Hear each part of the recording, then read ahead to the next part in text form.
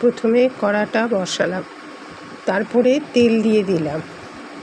তেলটা একটু ভালো মাপের দেবেন। তারপরে একটু কালো জিরা দিয়ে দেবো। কালো জিরা দিয়ে দিলাম। কালো জিরাটা একটু করার পরে, একটু হয়ে যাওয়ার পরে এর মধ্যে উচ্ছেটা তুলে দিলাম। উচ্ছেটা একটু নেড়ে ছেড়ে উচ্ছেটা একটু হয়ে যাওয়ার পরে আমি একটু এক বাটিতে হলুদ আর জল রেখেছিলাম, সেই হলুদ আর জলগুলো রেখেছিলাম সেটা এরপরে এর মধ্যে ঢেলে দেবো। ওটা সাইড করে রেখেছি। এটা হয়ে যাওয়ার পরে হলুদ জলটা ঢেলে দিলাম। একটু মজে যাওয়ার পরে নুন দিয়ে দিলাম। কুমড়োটা তুলে দিলাম।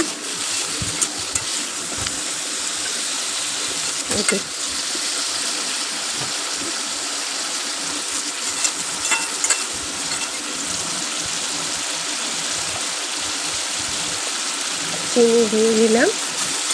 চিনি দিয়ে একটু নাড়াচাড়া করে ভালোভাবে একটু মজে যাওয়া পর্যন্ত অপেক্ষা করলাম। অপেক্ষা করে তারপরে আপনার কাসুন্দি দেবো। 3 চামচ কাসুন্দি দিয়ে দিলাম। আপনারা দেখছেন smile with Nupur and Tania. এটা মজে যাওয়া পর্যন্ত অপেক্ষা করলাম এবং মিশে গেলে, শুকনো ড্রাই হয়ে গেলে তারপরে উচ্ছে কুমড়ো, কাসুন্দি দিয়ে উচ্ছে কুমড়ো ছেঁচকি শেষ হবে। এটা প্রথম পাতে খাওয়ার জন্য, ভাতের সাথে প্রথম পাতে খাওয়ার জন্য একবার করে দেখবেন, এই অনুরোধ রইল আমার। চ্যানেলটা একটু সাবস্ক্রাইব করে দেবেন, বেল আইকন টিপতে ভুলবেন না। দেখুন প্রায় হয়ে এসছে। শেষের দিকে কাঁচা লঙ্কা দিয়ে দিলাম। এটাকে ড্রাই হয়ে গেলে আমি এটাকে নামিয়ে নেব। প্রায় হয়ে এসছে। খুব তাড়াতাড়ি এটা হয়ে যায়, চটজলদি রান্না,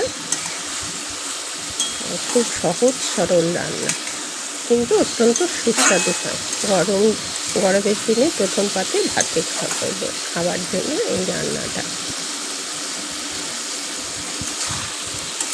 প্রায় ড্রাই হয়ে গেছে, শুকনো শুকনো এটাকে নামাবো।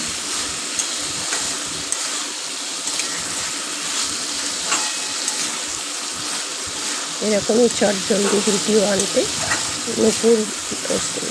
আমি Nupur, smile with Nupur and Tania চ্যানেলটা সাবস্ক্রাইব করে দেবে, অনুরোধ রইল। আর তাহলে আসছি, শেষ পর্যায়ে আমি অপেক্ষা করছি। শেষ করলাম, টাটা।